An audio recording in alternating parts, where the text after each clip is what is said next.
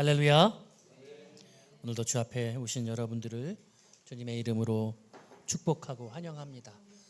우리 온라인으로 예배하시는 분들에게도 하나님의 크신 은총 함께 하시기를 소원합니다.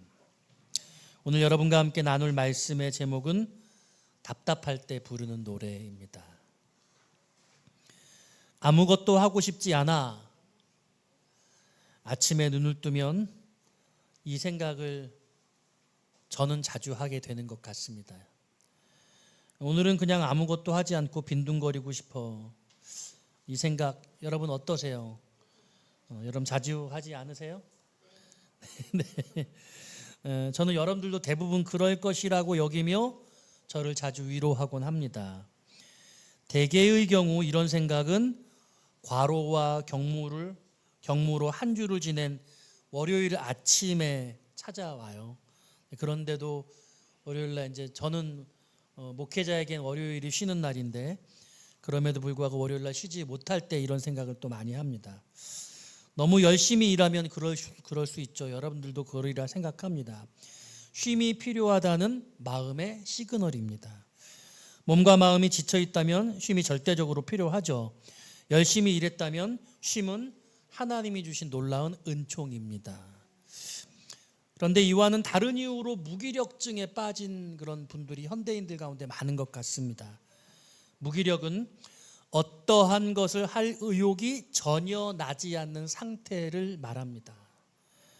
무기력감을 가지게 되면 해결이 아주 어려워요. 쉽지 않습니다. 대개의 경우에는 왜 그런 무기력감을 느끼냐고 물으면 잘 모르겠다고 대답들 하십니다. 맞습니다. 무기력에는 분명한 이유가 없습니다. 대개 이유가 분명하다면 그건 무기력증이 아니죠. 이유가 없기 때문에 무기력입니다. 힘든 일을 해서 아침에 일어나기 싫은 것은 당연하지만 별일이 없었고 잠도 잘 잤는데 이불에서 일어나기 싫은 것은 무슨 이유 때문이겠습니까? 무기력증인 것이죠. 물론 게을러서 그럴 수도 있기는 해요. 네. 이 무기력이란 사람을 움직이게 하는 마음의 동력이 떨어진 상태를 의미합니다. 몸은 나쁘지 않아요. 다만 마음이 정상이 아닌 겁니다.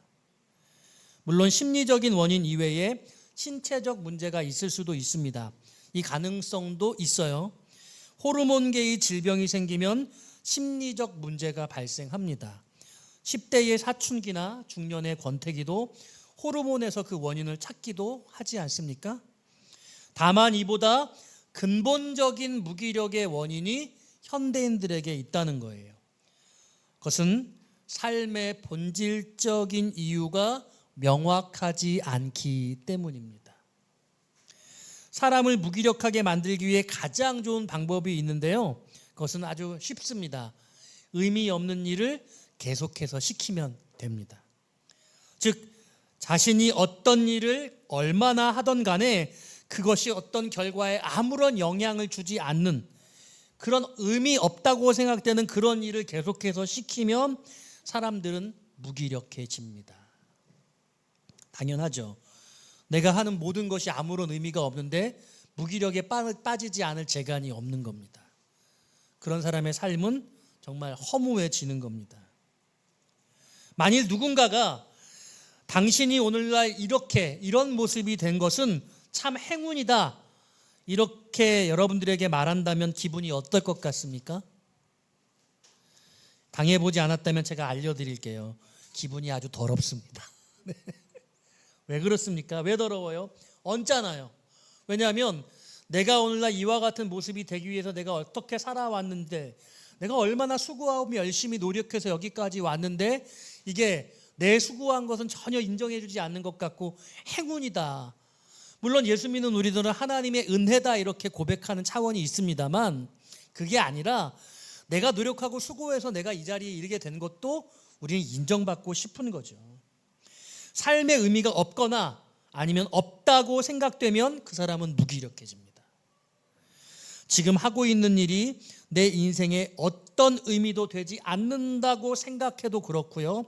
또 뭔가 의미 있는 삶을 살기에 내 자신이 너무 초라하고 무능력하다고 생각해도 무기력해질 수 있습니다.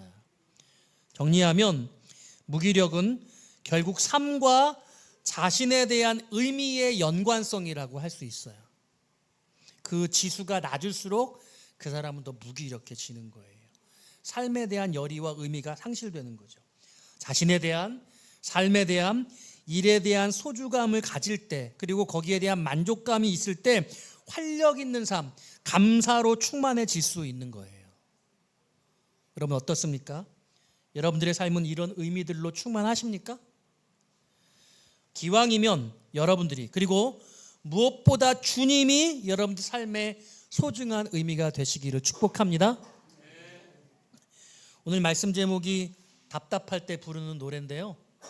여러분 답답할 때 많죠? 뭐 하세요? 그럼 답답하면 뭐 하십니까? 저는 답답하면 가장 잘하는 게 맛있는 거 먹으러 갈 겁니다. 답답하면 그냥 잔다는 분들도 있더라고요. 저희 아내가 주로 그런 것 같아요. 그냥 아무도 건들지 않고 하루 종일 자는 거. 세상 사람들은 답답하면 술 마시고 친구 불러서 막 회포를 푸는 것 같아요. 아니면 바람 쐬죠. 또 여행도 가는 것 같아요. 연휴를 맞이해서 빈자리가 많은 건 다 답답하셔가지고 여행 가신 것 같아요. 가서 기분 전환하시고 행복해져서 돌아오시면 좋겠습니다. 여행 가면 근데 오히려 더 힘들 수도 있어. 네. 인생에서 사랑하는 여러분, 아무것도 할 수 없는 때가 있어요. 제가 지금 앞서서 말씀드렸던 무기력이라는 건 아무것도 하고 싶지 않은 상태를 말하거든요. 아무것도 하고 싶지 않은 상태하고 아무것도 할 수 없는 상태하고는 완전히 다른 얘기예요. 오늘 본문에서, 오늘 이 시편이 상정하고 있는 내용은 아무것도 할 수 없는 상태를 상정하고 있어요.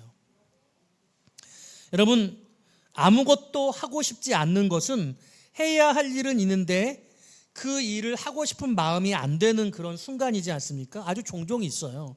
그런데 아무것도 할 수 있는 일이 없는 것과 아무것도 하고 싶지 않은 것은 완전히 다른 얘기예요.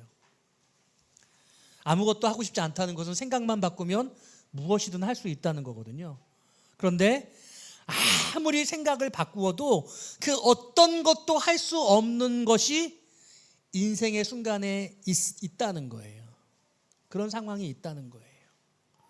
여러분 그런 상황 혹시 겪어오셨습니까? 혹시 지금 겪고 계십니까? 여러분 주의 은혜로 잘 통과하실 수 있기를 축복합니다. 제가 산유의 교회에 2010년에 교회 불이 꺼지고 온 교우들이 많이 떠나가고 교인들 한 20명 남았을 때, 그때 한 3년여간의 그 시간이 저에게는 정말 너무나 힘겹고 어려운 깊은 터널 같은 시간이었어요. 하루에도 12번도 더 이 자리를 떠나고 싶었어요. 경제적으로 살림이 어려우니까 이 살림을 감당하는 게 너무 무리가 돼서. 그런데 어떤 마음이 들었냐면 하나님이 보내주신 곳인데 내가 어떻게 이 지경을 벗어나겠어. 이 건물을 정리하고 싶다는 마음이 정말 많이 들었음에도 불구하고 악착같이 이를 불면서 그냥 견딘 거예요. 할 수 있는 게 아무것도 없는 거예요. 그때가 바로 저에게는 그런 순간이었어요. 아무것도 할 수 없는 순간. 사랑하는 여러분, 어떤 중병에 누군가 걸렸다고 생각해 보십시오. 그런데 그것이 너무 중병이 깊어서 아무런 것도 할 수 없는 지경이다. 그런 질병 가운데 놓여져 있다. 치료할 수 있는 방법이 없다라고 생각해 보십시오. 여러분 어떨 것 같으십니까? 여러분 우리 김경희 권사님이 97세 노구의 몸으로 요양병원에 입원을 하셨는데요. 나 언제 죽네? 계속 그러셨거든요. 요양병원에 절대로 안 간다고 하셨어요. 대퇴골 골절되셔서 돌봐줄 사람이 없으니 어쩔 수 없이 요양병원에 가셨잖아요. 집에 가고 싶어 하시는데 보내드릴 수가 없어요. 제가 지켜드릴 수가 없으니 어쩔 수 없이 병원에 계셔야 돼요. 아무것도 할 수 없어요. 죽는 것도 안 돼요. 빨리 가고 싶은데 그게 안 되는 거예요. 여러분 인생의 마지막 순간에는요 하나님을 소망할 수밖에 없어요. 여러분 지금은 하나님이 소망이 별로 안 될 수 있어. 건강하고 누릴 게 많잖아. 근데 인생의 어떤 지점에 다르면요, 소망할 수 있는 게 하나님밖에 없어요. 여러분, 그런 순간이 온다니까요. 빨리 가고 싶은데 빨리 가는 것도 안 되는 거예요. 제가 오늘 여러분 갈 길을 밝히 보이시니 찬양하셨잖아요. 찬양 뭐 해드릴까요? 또 이 찬양 하고 싶다고요. 이 찬양 불러드렸어요. 갈 길을 밝히 보이시니 주 앞에 빨리 나갑시다. 저 이 찬양이 그렇게 슬픈 노래일 줄 몰랐어요. 눈물이 엄청나더라고요. 그런데요, 3층에 계시다가 5층 중병 중환자실로 올라가셨거든요. 6병상이 있는데 그 옆에 병상이 찬양을 하다가 저희 사모가 커튼을 휙 치더라고요. 이유를 몰랐는데요, 옆에 계신 분이요,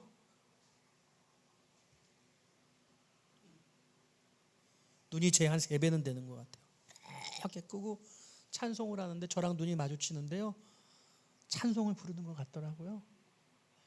여러분, 그런데 꼼짝도 못하는데 52세더라고요. 그 옆에 병상은 50세. 저는 그보다 더 젊은 줄 알았어요. 링거를 많이 마셔서 그런지 얼굴이 뽀해가지고 한 30대밖에 안 된 줄 알았어요. 저는 왜 이렇게 젊은 분이 누워있나. 근데 52세시더라고요. 두 번째 갔을 때는 찬송 부르니까 주무시다가 눈 떠가지고 절 쳐다보시고 아무것도 할 수 없어. 여러분, 인생에 그런 순간이 있어요. 그런 순간을 겪습니다. 오늘 본문은 그와 같은 상황을 이렇게 말하고 있어요. 오늘 함께 나눌 첫 번째 키워드인데요, 2절 말씀이에요. 나를 기가 막힐 웅덩이와 수렁에서 끌어올리시고. 기가 막힐 웅덩이와 수렁. 지금 시인은 이런 상태에 빠져 있는 거예요. 이 오늘 본문의 이 시의 표제어가 다윗의 시, 인도자를 따라 부르는 노래라고 기록되어져 있죠. 성경학자들은요, 이 시가 그 아들 압살롬이 쿠데타를 일으켜서 예루살렘을 다 빼앗고 다윗이 그 아들 때문에 왕궁을 포기하고 도망을 칠 때 그때 불려졌던 그 시라고 그렇게 추정하고 있습니다. 성가대 지휘자의 인도를 따라서 백성들이 함께 불렀다고 해요. 여러분, 압살롬이 어떤 아들이었습니까? 너무나 멋지고 훌륭한 사랑하는 아들이었어요. 그런데 그 아들, 다윗의 다른 아들 암놈이 압살롬의 누이 공주 다말을 범하지 않았습니까? 그런데 그 다말 때문에 이 압살롬이 암논을 나중에 쳐서 죽여버려. 그리고 도망가요. 아들을 너무 사랑하지만 그 아들을 멀찌감치 주고 돌아오지 못하게 하다가 결국에는 잠깐 다녀가게 하죠. 그리고 나중에 다시 예루살렘으로 돌아와서는 아버지의 왕권을 빼앗기 위해서 아주 모사를 부리지 않습니까? 예. 그게 어떤 이야기입니까? 예. 다윗 왕은 이제 늙었고 그리고 참된 판단을 할 수 있는 나이가 되지 않으니 이제 내가 백성들의 문제를 처리해 주겠다라고 해서 백성들의 재판을 해준단 말입니다. 여러분, 너무너무 멋있잖아요. 잘생긴 젊은 왕이 뭔가 나라를 위해서 새로운 일을 해줄 것이라는 그런 생각 속에 백성들은 다 압살롬에게 마음을 빼앗기게 되어집니다. 그와 같은 일들 가운데 다윗은 도망하게 되어지고 다윗의 부인들이요, 그 백주대낮에 왕궁의 옥상에서 그 아들과 함께 강간을 벌이는 그와 같은 말도 못하는 일들이 벌어지지 않습니까? 여러분, 다윗의 마음속에 어떤 마음이 들었어요? 자기가 사랑하는 아들이었습니다. 그런데 아들이 다른 아들을 죽이기도 했어요. 그런데요, 그 아들이 자기의 아내들을 범해요. 그리고 그와 같은 일들이 자신으로 말미암아 벌어졌다는, 자신의 죄 때문이라는 마음 때문에 온갖 만감이 다윗은 교차했을 거예요. 오늘 시인은, 다윗은 이걸 뭐라고 표현하고 하냐면, 그 아들을 피해서 도망하고 있는 다윗의 마음에 이게 기가 막힐 웅덩이와 수렁이라고 표현하고 있는 거예요. 여러분, 저는 어렸을 적에 TV에서 그런 거 봤어요. 요즘엔 TV 자체를 안 보니까 그 타잔 같은 거 보면 막 그 사냥꾼들이 막 쫓아가다가 막 뛰어가다가 탁 어떤 땅에 섰는데 땅이 밑으로 꺼지는 거예요. 점점 빠져들잖아요. 아무리 허우적거려도 빠져나올 수가 없어. 디뎌지지가 않아. 점점 깊어집니다. 허우적거릴수록 더 빨리 빠져들어요. 그래서 주변에 사람이 가만히 있어 막 그래가지고 막 구해주려고. 여러분 그런 장면 떠오르세요? 저는 어렸을 적에 몇 번 봤던 그런 기억이 나는 것 같아요. 지금요 이 다윗이 말하고 있는 기가 막힐 웅덩이와 이 수렁은 바로 늪을 말하는 거예요. 혼자의 힘으로는 헤어나올 수가 없어요. 여러분 그러니까요 여러분들 인생에서 이와 같은 상황을 맞닥뜨렸던 것은요 우리가 뭔가 누군가의 도움을 받으면 그리고 내가 어떻게든 몸부림쳐서 수단과 방법으로 애써보면 그 상황을 헤쳐나올 수 있을 것이라고 그렇게 생각했지만 그 모든 방법을 다 동원해 보아도 그 자리를 결코 벗어날 수 없게 되더라는 거예요.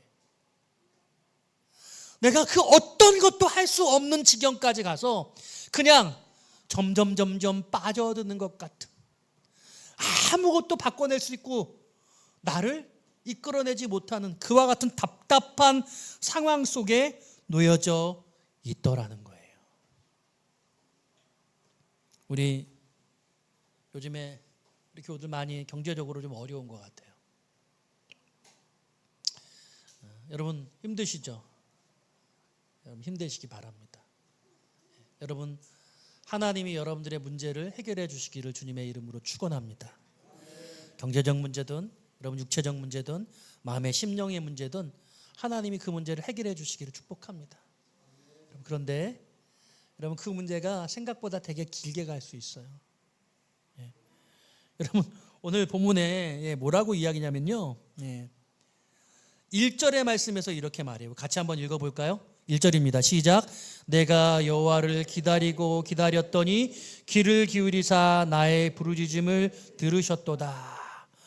여러분 이와 같이 늪에 빠져있는 상태에서 할 수 있는 게 없어요.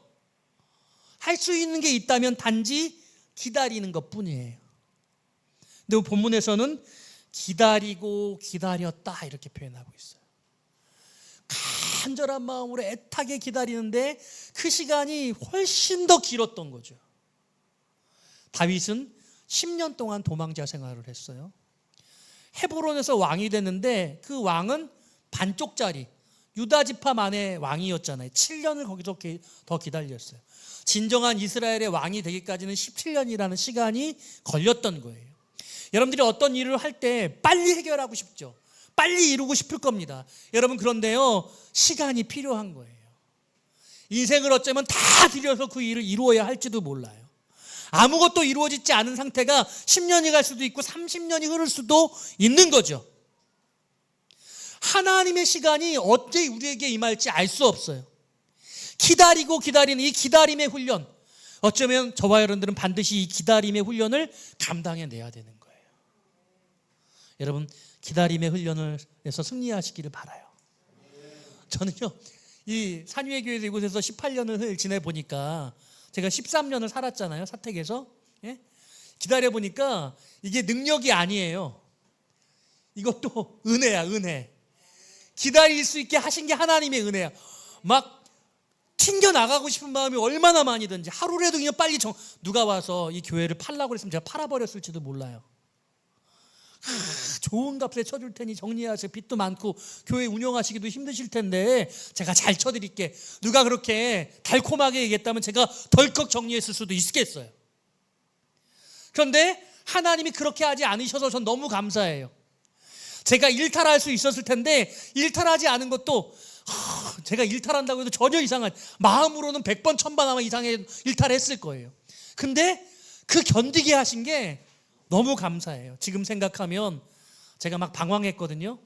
방황도 뭐 이상하게 방황하지 않고 저기 옆에 있는 교회 가서 이렇게 기웃거리고 목사님 뭐 하시나 이렇게 살펴보고. 그런데 그렇게 교회 기웃기웃거리고 그러니까요 그 목사님들이 제 처지를 아시고 같이 오셔가지고 저를 위해서 기도해 주시고 그렇게 해서 같이 보낸 목사님들이 계세요. 그 사모님들이 세 가정이 다 같이 모여서 기도하고 성경 공부하고 그러면서 그 시간을 보낼 수 있었던 거거든요. 그분들 없었으면 제가 감당하지 못했을 거예요. 제가 그런 마음에 하나님 제가 제 자신을 좀 바꾸고 싶어요. 제가 저를 다 주님 앞에 내어놓습니다. 저를 회부해서 저를 좀 새롭게 해주세요. 지금 생각하니까요 그게 얼마나 하나님의 큰 사랑과 은혜였는지 모르겠어요. 여러분 지금 보내시는 그 고난의 시간, 인내의 시간들 얼마나 어려우세요. 그런데 여러분 그게 너무나 하나님의 은총의 시간인 것을 믿으시기를 바랍니다. 너무 귀한 시간이에요. 잘 견뎌내시기를 바라요. 불쌍히 여겨달라고 우리가 기도하셔야 돼요. 여기 오늘 뭐라고 말씀하고 있냐면 기다리고 기다렸더니 귀를 기울이사 나의 부르짖음을 들으셨도다.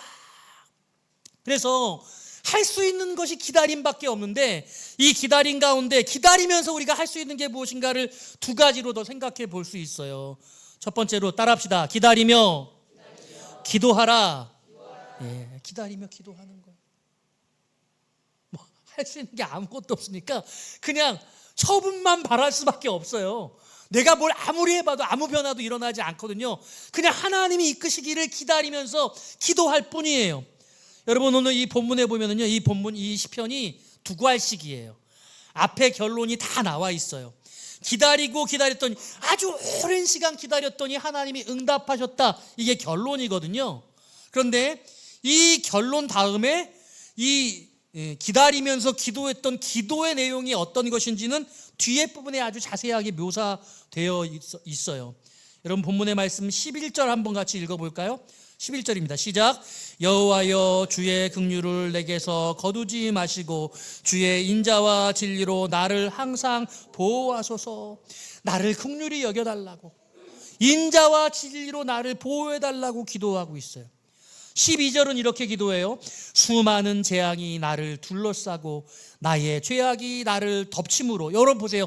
나의 죄악이 나를 덮친대요. 여러분 지금 압살롬을 피해서 도망가는 상황이니 다윗의 마음 가운데 만감이 교차했다고 그랬죠. 나중에 압살롬이 죽은 다음에 여러분 자기를 배반한 아들이니까 속이 시원해야 될지도 있잖아요. 근데 그러지 않았어요. 이게 자신의 죄 때문이라고 스스로를 한탄한 거예요. 그래서 내 아들 압살롬아, 내 아들 압살롬아 절규하며 울었거든요. 그러니까 요압이 아니 그럼 우리가 졌어야 됐습니까? 이 백성들을 지금 어떻게 두시고 지금 왕 뭐 하시는 겁니까? 이렇게 되묻거든요. 반문을 하거든요. 다윗의 마음 가운데는 표현할 수 없는 깊은 아픔이 있는 거예요. 죄가 있는 거예요. 어떤 죄요? 밤새 파티를 하고 밤 늦은 시각에 침대에서 일어나서 옥상을 거닐다가 그 여인 밧세바를 보고 그 여인의 의욕을 품어서 그 죄로 말미암아 그 가문이 다 이런 어려움들을 겪게 되는 것 아닙니까? 다윗의 마음 가운데 그런 아픔이 있는 거예요. 그래서 뭐라고 말해요? 나의 죄가 나의 머리털보다 많음으로 내가 낙심하였다. 자기 잘못이 너무 크다는 거예요. 나도 그래서 아무것도 할 수 있는 게 없다는, 그저 하나님 처분만 바라면서 회개하며 기도하는 거예요. 자신의 죄로 말미암아 큰 낙심하는 모습을 보여주고 있어요. 사랑하는 여러분, 어쩌면 여러분들이 어려운 가운데 여러분 마음에 큰 낙심의 시간들이 있을지도 모르겠어요. 근데 여러분 그 낙심의 이유가 무엇인가가 중요해요. 내가 낙심하는 것이 경제적으로 어렵기 때문에, 육체적으로 힘들기 때문에, 마음의 어려움 때문에, 그것 자체 때문이 아니라 그 마음의 심령의 하나님과의 관계 안에서 여러분의 영적인 문제를 깨달아서 그 죄 때문에, 그 해결되지 않는 그 부분 때문에, 그것 때문에 낙심되고 그것 때문에 아파야 될 줄로 믿습니다. 그래서 13절에는 이렇게 고백하는 거예요. 여호와여 은총을 베푸사 나를 구원하소서. 나를 구원해 주세요. 나에게 은혜를 베풀어 주세요. 여호와여 속히 나를 도우소서. 그럼에도 하나님의 구원을 애타게 기다리고 있어요. 이 13절에 등장하는 구원이라는 건요, 예수 믿고 영혼이 구원받는 그 구원은 가장 핵심적인 본질적 구원을 말하는 건데, 이 구원은요 그 구원 이상의 폭넓은 의미예요. 영혼 구원 문제 이상의 문제입니다. 삶의 문제의 해결, 여러분들의 육체적인 질병의 문제, 여러분들의 경제적인 문제, 여러분 마음의 심령의 문제, 그 모든 문제들로부터 해결함, 이걸 구원이라고 폭넓은 의미로 구원해달라고 그렇게 고백하고 있는 것입니다. 14절 15절에도 계속 기도해요. 내 생명을 찾아 멸하려 하는 자는 다 수치와 낭패를 당하게 하시며 나의 해를 기뻐하는 자는 다 물러가 욕을 당하게 하소서. 나를 향하여 하하 하하 하며 조소하는 자들이 자기 수치로 말미암아 놀라게 하소서. 이 뒤에 부분은 다 다윗의 기도문이에요. 여러분, 마음속에 아무것도 할 수 없다고 낙담하시면 안 돼요. 사람이요, 소망이 없어지잖아요. 그러면 아까처럼 아무것도 하고 싶지 않아 하는 상태가 되는 거예요. 사람이 뭔가 어떤 일에 대한 확신이 생기면 그 확신 때문에 열정이 생깁니다. 뭔가를 힘있게 할 수 있어요. 그런데 아무것도 바랄 수 없는 것 같은데도 하나님을 바라보면 소망을 가질 수 있어요.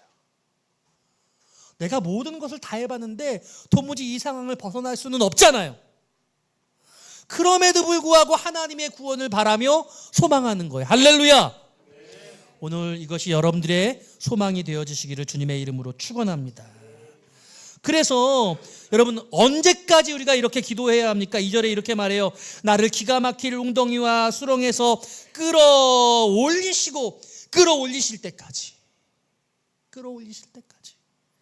실망하지 않고 포기하지 않고 인내하면서 하나님을 바라고 또 바라고 끝까지 하나님을 바라며 기도하면 때가 되면 하나님이 여러분들을 그 문제 가운데서 건져 올려주실 줄 믿으시기를 바랍니다. 뭐라고 말씀해요? 내 발을 반석 위에 두사 내 걸음을 견고하게 하셨다. 발이 디뎌지지 않는 그 수렁에서 하나님이 끌어올려서 아주 든든한 반석 위에 견고하게 세워주신다. 여러분들의 지금의 그 인내의 기다림의 시간들은 하나님이 여러분들을 굳건하게 딛게 서게 하시던 하나님의 놀라운 축복의 준비 기간이라는 걸 여러분 이해하시기를 바랍니다.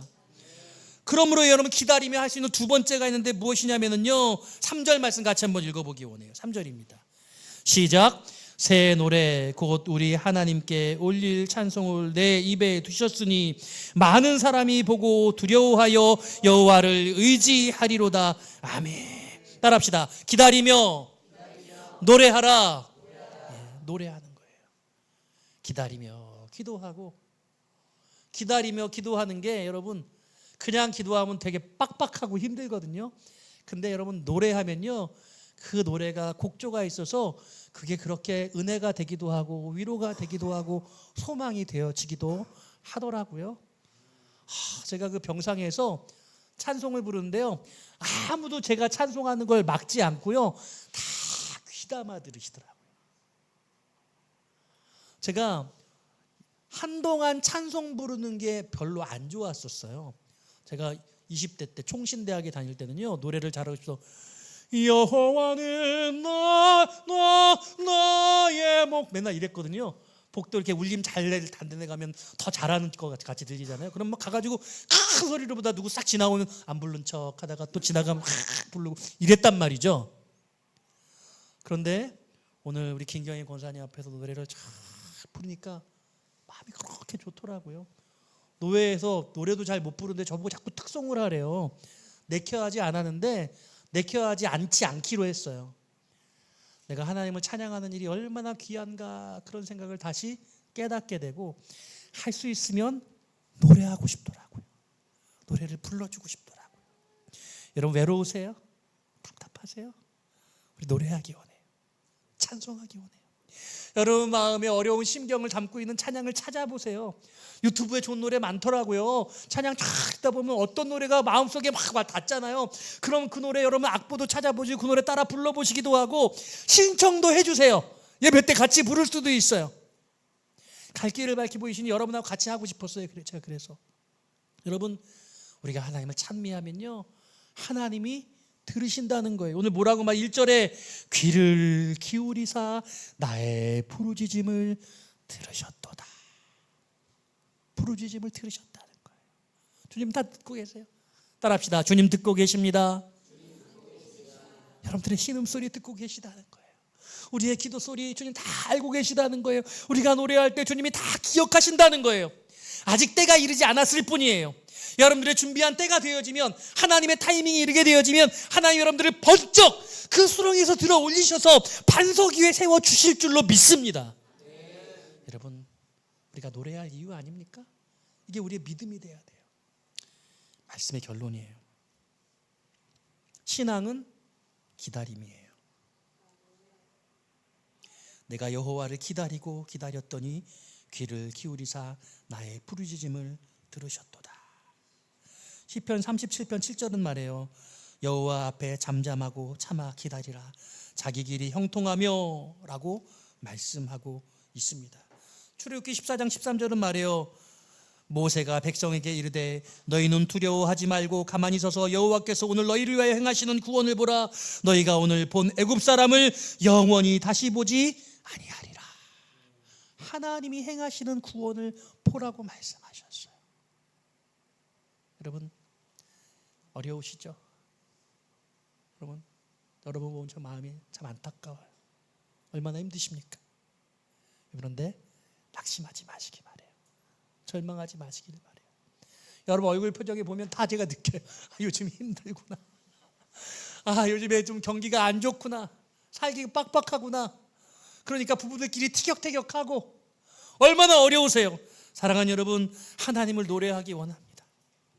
하나님이 주시는 위로와 소망을 얻을 수 있기를 바래요. 오늘 당장 쓸 것이 없어도 남편 얼굴 보고 아내 얼굴 보고 자식들 얼굴 보면서 하나님을 기뻐할 수 있기를 소원해요. 우리가 그럴 수 있다면 때가 되면 하나님이 우리를 높이 들어 세우시리라 생각합니다.